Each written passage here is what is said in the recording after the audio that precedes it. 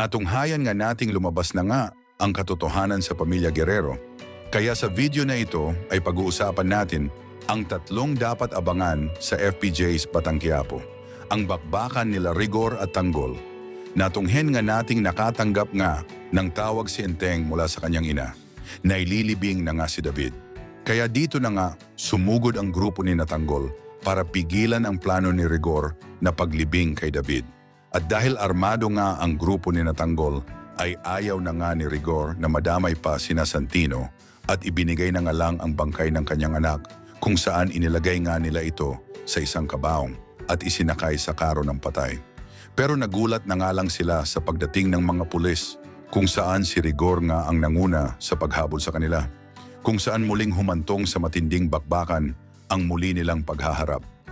Pero basirik nga sa mga kuha mula sa taping ng FPJ's Batang Quiapo ay magagawa nga ni Tanggol na mailibing ang kanyang kapatid sa isang tahimik at tagong sementeryo na siya nga mismo ang nagayos.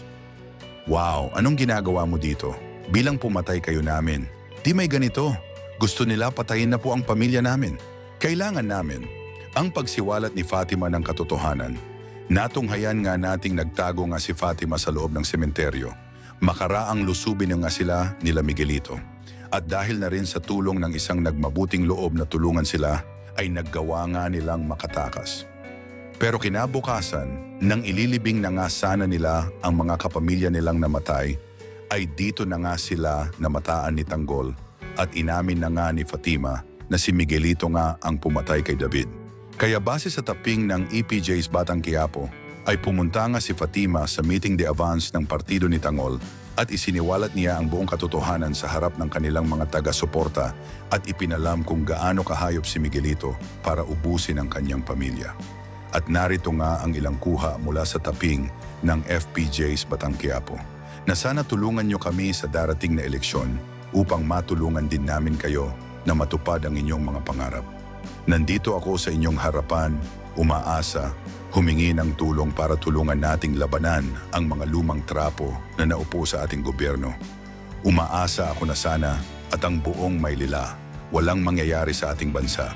Mamulat na tayo, gumising na tayo. Ito na ang tamang panahon para sa pagbabago. Ito na ang tamang panahon para sa pagbabago. Kaya yung ibang aasahan ko, di ang aking sarili. Thank you. Isang mundo. Iisip lang kayo talang mga sarili. Sana sa pagkakataon ito magkaisa tayo. Magkaisa tayo para sa kinabukasan ng ating pamilya at ng ating bansa. Maraming salamat po sa inyo lahat.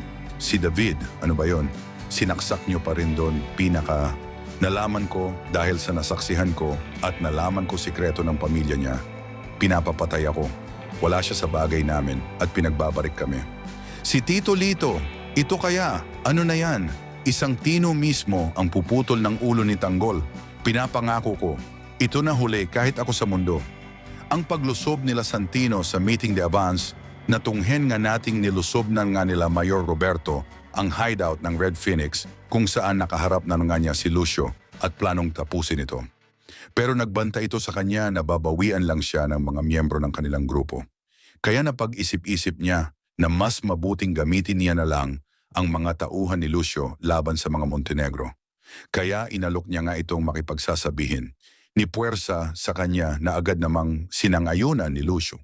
Kaya kinabukasan ay kinausap na nga nila ang kanilang political advisor at nalamang tinambakan nga ni Tanggol si Miguelito pagdating sa survey.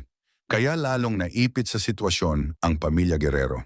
Kaya inutusan na nga nila si Lucio na tapusin na nga nila si Tanggol.